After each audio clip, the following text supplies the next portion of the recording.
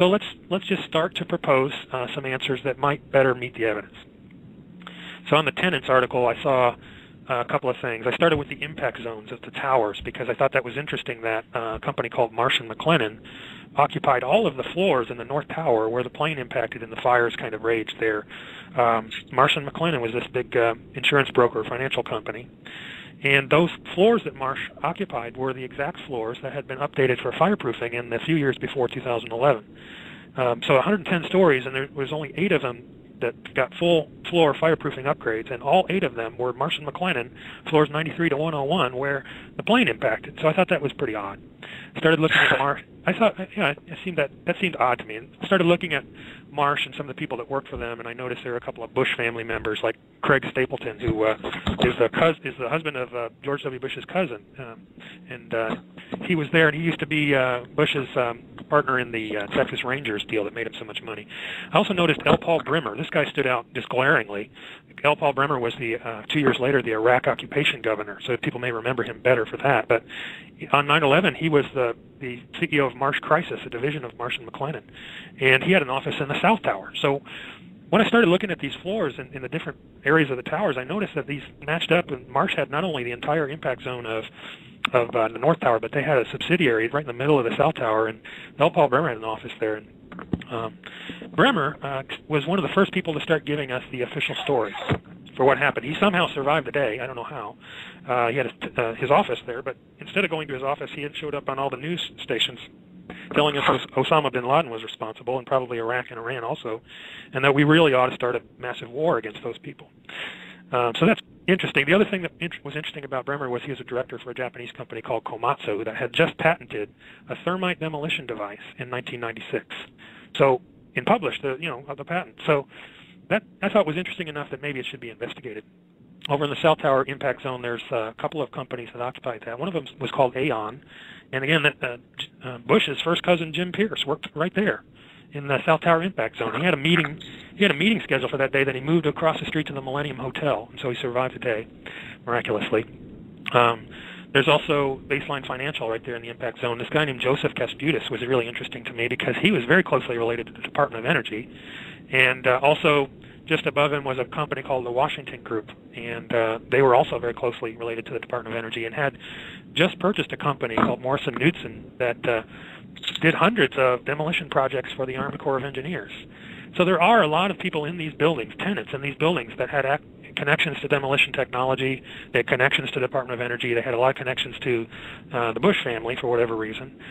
And so that's just that one article stands on its own. And then I went to the security design companies and contractors and found Kroll. A lot of people know about Kroll. It's this massive security company that also used to be called the CIA of Wall Street, and for their investigative work. And Kroll designed the security systems for the World Trade Center complex after the 1993 bombing.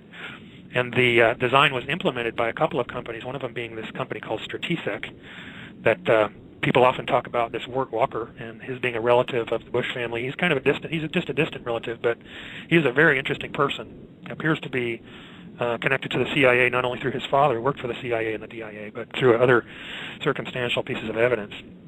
But Strategic Walker, he hired a bunch of people from the Carlyle Group, a subsidiary of the Carlyle Group. So his chief operating officer, he took him from BDM International, which is the Carlyle Group subsidiary. And BDM had a history in black projects. So Strategic is very interesting for all these connections to not only Walker, but Marvin Bush, who was the president's brother, was a director at Strategic. And they hired all these Carlyle Group people, including McDaniel. And they implemented the overall security plan right up to the day the buildings fell down. So I thought that was interesting. I agree. Totally amazing. It seems worth investigating, Todd. I think that's the main thing. If we have to, we'll go forward and we'll do all the footwork, and we'll make it as painfully obvious as possible that there are a lot of people like these people I'm naming who are at least as suspicious as the 19 hijackers that were named. At least, if not far more so.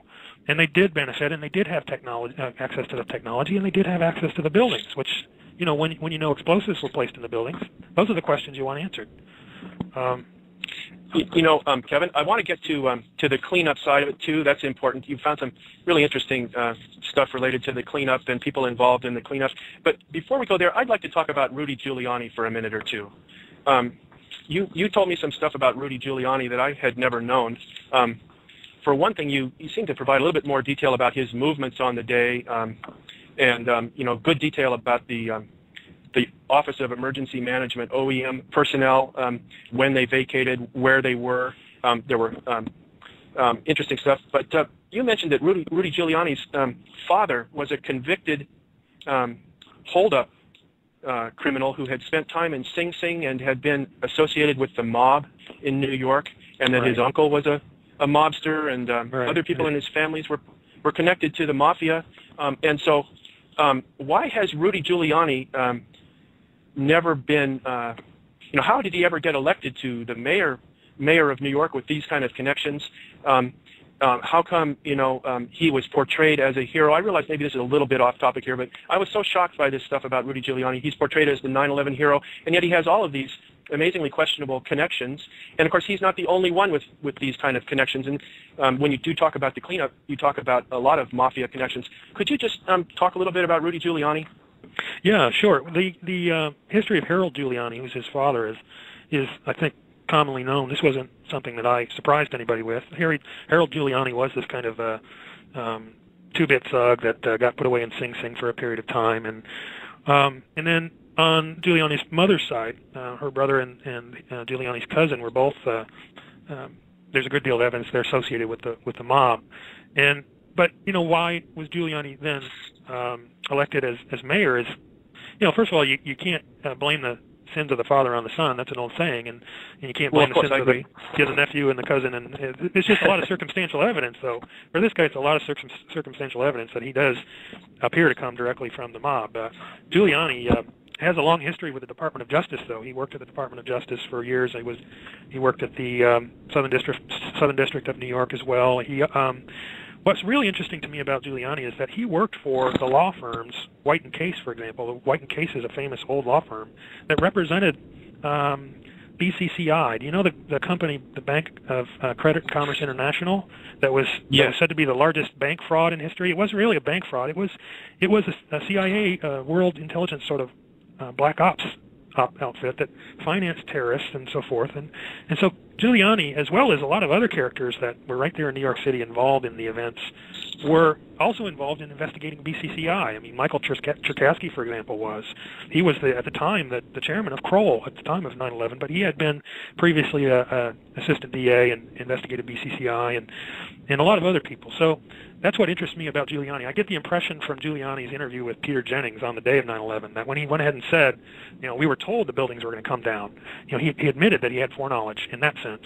I get the impression from him that he was not deeply involved and didn't have deep knowledge of the operation itself. He just was told, get the heck out of the way and then shut up, or then play along or whatever. That's the impression I get. But there is another guy very closely associated with Giuliani named Bernard Kerik, who was the New York City Police Commissioner on 9/11 and also considered a hero of the day. And Kerik, he just looks the part of a mobster. He was Giuliani's chauffeur in 1993, but in the 70s, and later he was an employee of the Saudi royal family, as well as an employee of, again, Morse and Knudsen in Saudi Arabia. So, he's just this thug. He ended up later becoming a chauffeur for Giuliani, then the Department of Corrections officer, and then the police commissioner of New York City. His police department provided that passport that magically fell by the wayside at the South Tower and was picked up and provided evidence for who the culprits were. But we really ought to be serious because Bernard Kerik is in jail right now, and he was accused of so many crimes it's just ridiculous, and he was ultimately thrown away. He's in jail right now. And so this guy who was clearly a mobster, clearly tied to Saudi Arabia, one of the most interesting things about Kerik is on the day of 9/11, and we're talking about very early, George Pataki, the governor, and Giuliani and Kerik show up on national television. And one of the first questions Giuliani gets from the press is, a lot of people are talking about secondary explosives. Were there explosions that helped bring down the World Trade Center buildings? And Giuliani looks around like stunned, and he looks back to Kerik for the answer.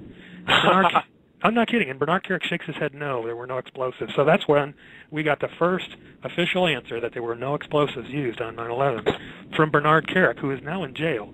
And I think we ought to maybe take a second look at that official explanation. I think maybe some people at NIST may end up in jail alongside Kerik. So they've continued to say that no explosives were used. You did a marvelous article called "The Top 10 Connections Between NIST and Nanothermites." I consider this to be related here to your.